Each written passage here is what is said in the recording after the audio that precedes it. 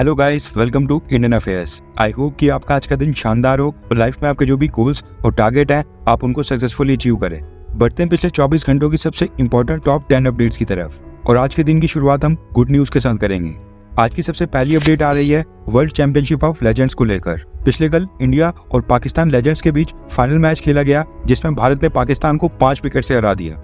Man of the match बने अंबाती रायडू जिन्होंने 30 बॉलों के ऊपर 50 रन मारे, जबकि मैन ऑफ द टूर्नामेंट बने यूसुफ पठान। वहीं पर इस मैच में विनिंग रन्स इरफान पठान के बैट से आए और टीम के कैप्टन युवराज सिंह थे। आज की सेकंड अपडेट भारत और फलस्तीन को लेकर आ रही है। जैसा कि हम सबको पता है कि गाजा में इजराइल डिफेंस फोर्सेस का मिलिट्री ऑपरेशन अभी भी जारी है। ऐसे में वहां पर life saving medicine, drugs, vaccine और मेडिकल इक्विपमेंट की भारी कमी हो रही है। इसी चीज को टैकल करने के लिए फलस्तीन गवर्नमेंट ने pharmacy of the world Bharat को कॉन्टैक्ट करके भारत से मदद मांगी है और रिक्वेस्ट की है कि हम उनको अर्जेंट बेसिस के ऊपर लाइफ सेविंग मेडिसिन और ड्रग्स और क्रिटिकल मेडिकल इक्विपमेंट सप्लाई करें। फलस्तीन की सरकार ने ये रिक्वेस्ट एड के रूप में की है, यानी फ्री ऑफ कॉस्ट मांगी है। आज की थर्ड अपडेट आ रही है पाकिस्तान और टर्की को लेकर। अभी रिसेंटली पाकिस्तान के टॉप मिलिट्री ऑफिशियल्स की एक टीम टर्की गई थी जिसको पाकिस्तान के जनरल साहिर शमशाद ने लीड किया था। रिपोर्ट्स निकल कर आ रही है कि पाकिस्तान ने इस विजिट के दौरान टर्की से रिक्वेस्ट की है कि वो अपने कुछ F-16 फाइटर जेट्स पाकिस्तान को बेच दे, यानी पाकिस्तान टर्की से second hand F-16 fighter jets purchase करना चाहता है। टर्की के पास इस समय 270 की संख्या में F-16 फाइटर जेट्स हैं और काफी हद तक पॉसिबल है कि टर्की इनमें से कुछ F-16 फाइटर जेट्स पाकिस्तान को बेच दे। पाकिस्तान की एयरफोर्स में सबसे एडवांस्ड फाइटर जेट इस समय F-16 ही है और रिपोर्ट के मुताबिक पाकिस्तान की फ्लीट में 85 के पास F-16 फाइटर जेट्स हैं, लेकिन इनमें से 57 यानी कि 57 F-16 फाइटर जेट्स पुराने 15 MLU वेरिएंट्स हैं जिनको पाकिस्तान को आने वाले कुछ ही सालों में रिटायर करके फेस आउट करना है और उसके बाद पाकिस्तान के पास केवल 28 की संख्या में F-16 फाइटर जेट्स बचेंगे। इसलिए पाकिस्तान टर्की से second hand F-16 fighter jets खरीदना चाहता है। पाकिस्तान ने टर्की से कहा है कि अगर टर्की पाकिस्तान को second hand F-16 fighter jets देता है तो वो टर्की से air to air missiles, bombs और बाकी एम्यूनेशंस भी परचेज करेगा। हालांकि टर्की ने अभी तक इसको अप्रूवल नहीं दिया है। अब इस न्यूज को हम लगातार ट्रैक कर रहे हैं और इसके बारे में कोई भी नई अपडेट आएगी तो हम आपको बता देंगे। अगर आपने हमारे चैनल इंडियन अफेयर्स को अभी तक सब्सक्राइब नहीं किया तो प्लीज कर लें। आज की फोर्थ अपडेट आ रही है पाकिस्तान और IMF को लेकर और ये भारत के लिए थोड़ी बुरी खबर है। IMF इन दिनों पाकिस्तान के ऊपर बहुत ही मेहरबान नजर आ रहा है।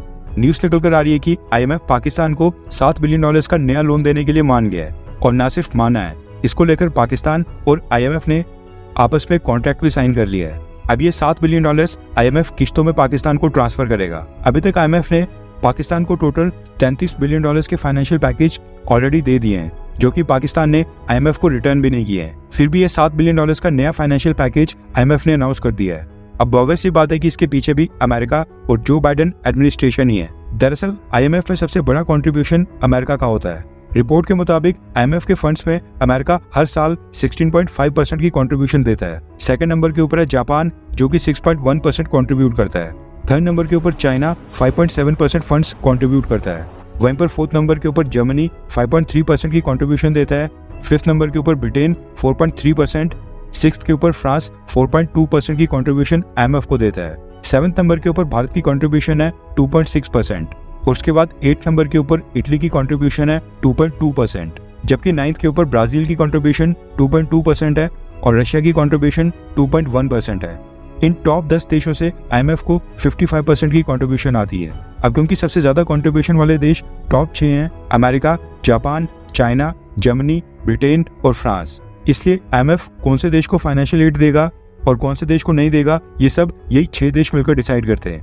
और इनमें से भी अगर 16.5% की कंट्रीब्यूशन वाला अमेरिका किसी भी देश का नाम स्पॉन्सर करे तो उस केस में IMF उस देश को फाइनेंशियल एड जरूर देता है। IMF के एग्जीक्यूटिव बोर्ड में अमेरिका के सबसे ज्यादा मेंबर्स हैं, जिसकी वजह से IMF के सारे डिसीजंस के ऊपर उन्हीं का फैसला चलता है। इसलिए जो बाइडेन के प्रेसिडेंट बनने के बाद IMF जो अचानक से पाकिस्तान को लगातार फाइनेंशियल एड दे रहा है, खासकर इमरान खान के जाने के बाद, इसमें अमेरिका का पूरा समर्थन है। स्ट्रेटेजिक तौर के ऊपर देखा जाए तो अमेरिका बिल्कुल नहीं चाहता है कि पाकिस्तान फाइनेंशियल तौर के ऊपर इतना वीक हो जाए कि वो भारत का सामना ना कर पाए। इसलिए अमेरिका समय समय पर पाकिस्तान की सेना की भी मदद करता है और साथ में वर्ल्ड बैंक और IMF के थ्रू पाकिस्तान को फाइनेंशियल पैकेजेस भी देता है। अब क्योंकि इस समय भारत का कंट्रीब्यूशन IMF के फंड्स में मात्र 2.6% है, इसलिए भारत का इन्फ्लुएंस IMF में उतना नहीं है कि हम पाकिस्तान के फाइनेंशियल पैकेज को रोक पाए। लेकिन जैसे जैसे भारत की GDP बढ़ेगी, भारत की सरकार की नेट इनकम बढ़ेगी, उसी के आधार पर IMF में भारत का कंट्रीब्यूशन और बढ़ेगा। और आने वाले 20 से 25 सालों के बाद भारत भी IMF को एक मेजर कंट्रीब्यूशन दिया करेगा, जिसके चलते 20-25 सालों के बाद वो ऐसा समय होगा जब IMF के फैसले भारत के समर्थन के बिना कभी नहीं हो पाएंगे। आज की 5th अपडेट आ रही है भारत और अमेरिका को लेकर। अब ऐसा लग रहा है कि प्रधानमंत्री मोदी का रशिया की विजिट के ऊपर जाना अमेरिका को पच नहीं रहा है। दरअसल अमेरिका के नेशनल सिक्योरिटी एडवाइजर जेक सुलिवान ने भारत और रशिया की दोस्ती के ऊपर कमेंट करते हुए भारत को चेतावनी दी है। अमेरिका के NSA जेक सुलिवान ने एक इंटरव्यू में कहा है कि अमेरिका को पता है कि भारत और रशिया के बीच एक हिस्टोरिक रिलेशनशिप रहा है। रशिया और भारत के संबंध काफी ऐतिहासिक हैं, लेकिन आज की डेट में रशिया भारत के लिए सेफ बेट नहीं है, यानी रशिया के ऊपर दांव लगाना भारत के लिए बिल्कुल भी सेफ नहीं है। अमेरिका के NSA ने आगे कहा कि रशिया चाइना के भेद नजदीक जा रहा है। इनफैक्ट रशिया चाइना का जूनियर पार्टनर बनते जा रहा है। जब भी समय आएगा और भारत और चाइना आमने सामने होंगे तो उस समय रशिया भारत का साथ नहीं देगा, बल्कि रशिया भारत को ठुकरा के चाइना का साथ देगा। उन्होंने कहा कि हमें पता है कि भारत और रशिया की लंबी हिस्ट्री है और ये ड्रामेटिकली रातों रात चेंज नहीं होगी। हमें भारत जैसे लोकतांत्रिक देशों के साथ संबंधों में निवेश करना ही होगा और अंत में इस चीज का फायदा भी होगा। यानी अमेरिका एक तरह से यहाँ पर ये कह रहा है कि जब भारत और चाइना के बीच कॉन्फ्लिक्ट होगा तो उस केस में अमेरिका ही भारत का साथ देगा, रशिया नहीं। वैसे आप इन दोनों देशों में से किसके ऊपर ज्यादा भरोसा करते हैं, अमेरिका के ऊपर या फिर रशिया के ऊपर? नीचे कमेंट करके अपनी राय जरूर बताएं। आज की 6th अपडेट आ रही है भारत और जर्मनी को लेकर। न्यूज निकल कर आ रही है कि सशस्त्र सीमा बल ने इंडिया नेपाल बॉर्डर के ऊपर एक जर्मनी के व्यक्ति को अरेस्ट किया है। ये भारत में एक्सपायर्ड वीजा के ऊपर रह रहा था, यानी इसके वीजा की अवधि काफी पहले ही खत्म हो गई थी और ये जर्मनी वापस नहीं गया था। इंडिया नेपाल बॉर्डर के ऊपर ये 44 साल का जर्मन नागरिक नेपाल के अंदर एंटर होने की कोशिश कर रहा था। इसका नाम मैक्सिमिलियन रेहन बताया जा रहा है और सशस्त्र सीमा बल ने इसको हिरासत में लेकर प्रॉपर इन्वेस्टिगेशन स्टार्ट कर दी है और ये जानने की कोशिश की जा रही है कि इस व्यक्ति की भारत के अंदर ट्रैवल हिस्ट्री क्या है और ये भारत में क्या कर रहा था। उसके बाद इसको लोकल पुलिस को हैंडओवर कर दिया जाएगा। आज की 7th अपडेट आ रही है भारत और कनाडा को लेकर। न्यूज निकल कर आ रही है कि कनाडा की सरकार ने सिख फॉर जस्टिस को एक और रेफरेंडम करवाने की परमिशन दे दी है। ये रेफरेंडम 28 जुलाई को कनाडा की अल्बर्टा प्रोविंस की कैलगरी सिटी में करवाया जाएगा। वहां पर सिख समुदाय के लोगों को पूछा जाएगा कि क्या वो पंजाब स्टेट को भारत से अलग करके खालिस्तान नाम का एक नया देश बनाना चाहते हैं या फिर नहीं। और ये रेफरेंडम गुरपतवंत सिंह पन्नू ही करवा रहा है, जो कि भारत में वांटेड है। आज की 8th अपडेट आ रही है अमेरिका, रशिया और भारत को लेकर। रिपोर्ट्स निकल कर आ रही है कि पिछले कल अमेरिका के सेक्रेटरी ऑफ डिफेंस यानी कि अमेरिका के डिफेंस मिनिस्टर लॉयड ऑस्टिन ने रशिया के डिफेंस मिनिस्टर आंद्रे बेलुसोव के साथ फोन कॉल के ऊपर बातचीत की। ऑब्वियस है कि यूक्रेन युद्ध, न्यूक्लियर वेपन्स और बाकी डिफेंस रिलेटेड इश्यूज के ऊपर डिस्कशन हुई होगी।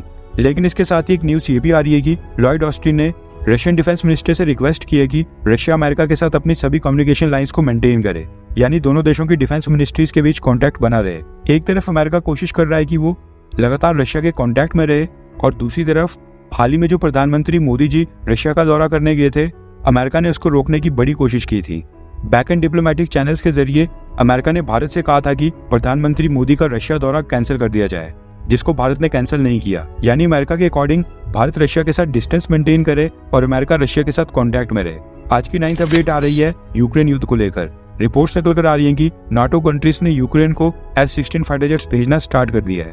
ये जो F-16 फाइटर जेट्स यूक्रेन को दिए जा रहे हैं, ये डेनमार्क और नीदरलैंड्स ने प्रोवाइड किए हैं। हालांकि नाटो ने अपनी स्टेटमेंट में ये नहीं बताया कि इन F-16 फाइटर जेट्स को यूक्रेन में कौन से एयरबेस के ऊपर डिप्लॉय किया गया है। इसके साथ ही नाटो ने अपनी स्टेटमेंट में ये भी कहा है कि वो अगले 1 साल के अंदर यूक्रेन को $43 बिलियन की फाइनेंशियल एड देंगे। आज की 10th अपडेट आ रही है अमेरिका के पिछले प्रेसिडेंट डोनाल्ड ट्रंप को लेकर। न्यूज निकल कर आ रही है कि मेटा की कंपनीज इंस्टाग्राम और फेसबुक ने डोनाल्ड ट्रंप के अकाउंट्स को रिस्टोर करके उनके ऊपर से सारी रिस्ट्रिक्शंस को दोबारा से हटाने का फैसला किया है। साल 2021 में जो बाइडेन के चुनाव जीतने के बाद फेसबुक और इंस्टाग्राम ने डोनाल्ड ट्रंप को बैन कर दिया था, लेकिन अब ट्रेंड से लग रहा है कि डोनाल्ड ट्रंप इस साल के प्रेसिडेंट इलेक्शंस जीत जाएंगे। इसलिए फेसबुक और इंस्टाग्राम ने डोनाल्ड ट्रंप के अकाउंट्स को रिस्टोर करके सारी रिस्ट्रिक्शंस को हटा दिया है। दोनों कंपनीज के मालिक मार्क जुकरबर्ग को शायद ये अंदाजा हो गया है कि जो बाइडेन के जीतने के चांसेस काफी कम है और अगर डोनाल्ड ट्रंप दोबारा से अमेरिका के प्रेसिडेंट बनते हैं तो वो मेटा कंपनी को सबक सिखाने के लिए कुछ ना कुछ तो जरूर करेंगे। इसलिए मार्क जुकरबर्ग ने डोनाल्ड ट्रंप के अकाउंट्स के ऊपर से सारी रिस्ट्रिक्शंस को हटा दिया है। इसके साथ ही न्यूज निकल कर आ रही है कि ट्विटर और टेस्ला कंपनी के मालिक इलॉन मस्क ने भी डोनाल्ड ट्रंप के कैंपेन के लिए फंडिंग करना स्टार्ट कर दिया है। इलॉन मस्क पिछले काफी समय से ओपनली डोनाल्ड ट्रंप को सपोर्ट करने के लिए जाने जाते हैं और वो जो बाइडेन की काफी आलोचना भी करते हैं। ट्विटर ने भी साल 2021 में डोनाल्ड ट्रंप के अकाउंट को बैन कर दिया था, लेकिन फिर एलॉन मस्क ने साल 2022 में ट्विटर खरीदने के बाद डोनाल्ड ट्रंप के अकाउंट के ऊपर से तुरंत ही बैन हटा दिया था। आज के लिए बस इतना ही। जय हिंद, वंदे मातरम।